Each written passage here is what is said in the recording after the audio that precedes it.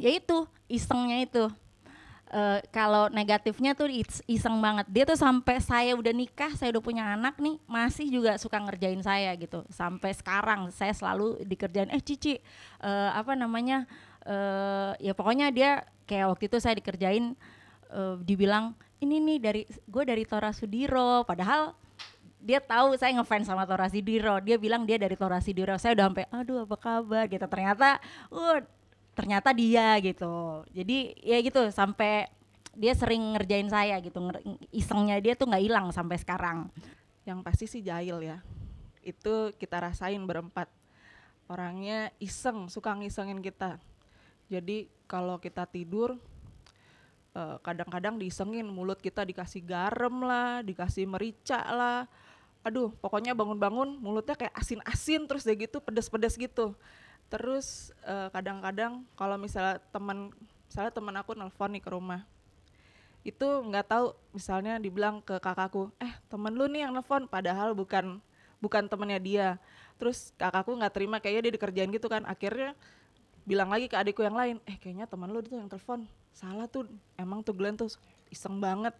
Nggak taunya padahal tuh temanku, nggak tahu udah ke orang keberapa, akhirnya temanku udah pas aku angkat, halo, sorry ya, kayak gue udah capek deh ngomong sama lu, abis dari tadi bukan lu yang ngangkat, jadi kayaknya udah terlalu iseng gitu. Bung itu you are my inspiration, one of my inspirations, sangat mengayomi kita adik-adiknya. Aku yang paling kecil paling ngerasa gitu, bener-bener wow, dia kakak tertua, bisa apa ya, bisa nunjukin bahwa ya saya tertua di sini, dan nunjukin ke kita capeknya dia gimana, kayak dia berusaha untuk bisa bantu kita adik-adiknya sampai semuanya bisa menikmati kehidupan yang seperti sekarang. Kalau untuk Ani Glenn sih terus berkarya, bisa lebih baik lagi, lebih berjuang lagi, sama Tuhan Yesus memberkati.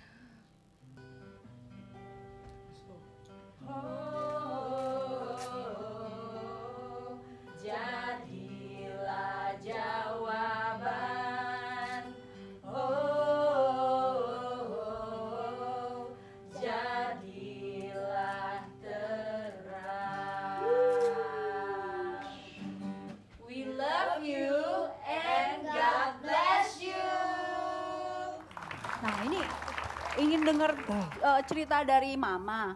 Ini memang bandel dari kecil ya, Mama Linda. Iya. Memang bandel ya. Susah mengendalikan anak sulung ini. Iya, makanya kalau Mama sudah pakai. Oh, udah pakai. Makanya kalau khusus untuk Glenn, kalau ambil rapot papanya aja. Saya enggak. Saya enggak. Kalau untuk adik-adiknya ke bawah itu saya. Dan dia juga lebih senang papanya. Karena apa sih? Iya, karena papanya mungkin bisa ini sama guru bilang. Tapi kalau saya kan ya apa yang dibilang sama guru, ya saya apa yang Glenn dibilang katanya ini, kadang-kadang dikasih uang sekolah juga dia nggak bayar. Saya kasih, saya bilang gitu. Kemana itu uang sekolah Glenn ngomong-ngomong? Main dia sama teman-temannya. Saya pakai buat main biliar sama teman-teman. Terus uang sekolah bayar lagi dong? Bayar lagi. Tapi saya tanggung jawabnya saya adalah saya berusaha untuk mengembalikan lagi uang sekolah yang saya sudah pakai itu ya dengan cari sendiri gitu. Dengan cara? Iya, misalnya saya jual koran atau ngamen gitu. Itu untuk saya kembalikan uang sekolah yang saya pakai itu. Dapat berapa tuh jual koran? Iya, bisa kalau katakan kalau misalnya saya dengan teman-teman gitu ya, saya patungan saya sama teman-teman, misalnya saya cuma bisa dapat 5.000 atau 5.000 ya, sisanya ya saya minta patungan sama teman-teman. Patungan nih, gue harus kembaliin uang sekolah. Ya, teman-teman saya membantu saya untuk kembalikan uang sekolah. Jadi saya harus saya bertanggung jawab dengan apa yang saya buat gitu. Jadi saya nggak mau bebanin orang tua saya, walaupun mungkin mereka tahu pada akhirnya gitu. Oke. Itu salah satu tanggung jawab. Mama tahu nggak sampai ngamen, sampai jual koran, sampai ojek payung? Kita nggak tahu. Oh, nggak tahu. Pokoknya tahu. Ada yang cerita. Ada yang cerita. Ya. Yang cerita siapa? Kaget dong. Teman-teman di tetangga-tetangga. Ya, ada pesan Papa dan Mama sih sebelumnya sudah kita rekam dulu ya di sini. Glenn itu supaya jangan sendiri dulu lagi deh. Kami tetap kami berdua nih mengharapkan kalau bisa tahun-tahun kemudian ini Glenn sudah bisa kami harapkan ada punya temennya. cucu, ada temennya, jadi punya cucu dari Glenn gitu loh. Aduh. Penting itu yang terakhir ya. Kenapa Papa sampai ada harapan itu dan Mama mungkin? Ya, kita udah kepengen gendong cucu dari anak yang tertua. Udah banyak tuh cucunya. Saya cucunya ada 5, sebenarnya 6. Tapi yang dari sini belum kan? Belum. Ya mudah-mudahan tahun 2013 deh. Nah, jawabnya gimana tuh harapan orang tua gitu? Iya, namanya harapan orang tua ya kita harus aminkan saja kan gitu. Masalah tahunnya sih? Masalah sebenarnya sih pengen bikin menikah gitu, siapin undangan, tulis nama tapi kosong, Glenn Fredly nanti yang bawa dan titik gitu. Kirim dulu aja. Kirim aja dulu gitu. Ini Oma nih. Ya, ini terutama Oma. Ini salah satu cucu yang spesial nggak? Memang dia spesial. Spesialnya apa Oma? Karena dia Glenn ini cucu pertama dan melihat dia itu semua sayang pada Glenn waktu itu. Ada pesan-pesan khusus nggak dari Oma untuk Glenn ke depannya?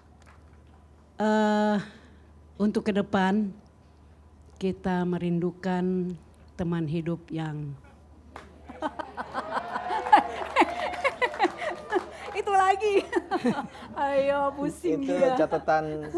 makanya catatan semua gitu. Kalau lagi kumpul sama keluarga, tapi adik-adik saya sih yang nggak paling bawel gitu. Tapi kalau orang tua ya saya bisa maklumi. Kalau nasihat Opa pernah ada yang masih diingat sekali oleh Glenn? Saya ingat opa saya itu, saya SMA dia pernah bilang gini, bahwa musik akan menghidupi kamu ke depan kalau kamu bisa menekuninya dengan serius dan benar-benar gitu, bertanggung jawab terhadap apa yang kamu buat. Dan setelah dia ngomong seperti itu, besoknya beliau meninggal, pass away. Ya, jadi saya ingat kata-kata itu, makanya kenapa saya ingat, karena besoknya beliau meninggal gitu. Dan dari situ ya saya pikir gitu nggak mungkin gitu, omongan itu ya masih udah belum percaya. Ya udah sekedar lewat aja gitu. Tapi ya ternyata berjalan betul gitu ke arah yang saya rasakan, dan sampai hari ini gitu musik menghidupi saya dan menghidupi juga orang lain gitu. Terakhir sebelum Glenn kembali perform ya, ada resolusi akhir tahun ini kan sudah mau tahun baru. Resolusi saya sih satu kehormatan, saya mesti bilang bahwa saya bangga sekali saya bisa bertemu dengan teman-teman saya ini, pemain band saya ini. Saya pikir kalau ditanya resolusi 2013 saya ingin berkarya dengan mereka di 2013 ini lebih seru lagi, karena banyak hal yang ingin saya kerjakan bersama mereka, yang ingin saya eksplor lagi bersama teman-teman bermusik saya. Dan buat saya musik membuka mata saya untuk melihat banyak hal gitu, karena bukan hanya sekedar, saya nggak pernah berpikir bahwa saya bermusik itu akan menjadi tenar gitu, tidak. Saya selalu berpikir bahwa dari musik saya ingin berkarya, dan ini adalah ruang berkarya saya untuk bisa membayar hal-hal yang mungkin yang tadi sudah didengar gitu. Dan orang banyak tahu pada akhirnya bahwa latar belakang saya, kehidupan saya, personal saya yang mungkin tidak banyak orang tahu gitu. Seperti saya punya kehidupan di SMA, dari SD seperti demikian, kerasnya, toughnya seperti apa, dan musik akhirnya membawa saya ke level yang berbeda. Dan ini sahabat-sahabat saya dalam bermusik ini yang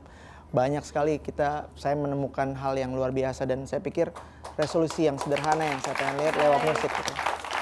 Mau mendengar yang perform Glenn yang terakhir, Iya. tetapi saya tutup dulu 1 jam lebih dekat, kita jumpa lagi pekan depan. Sampai jumpa. Okay.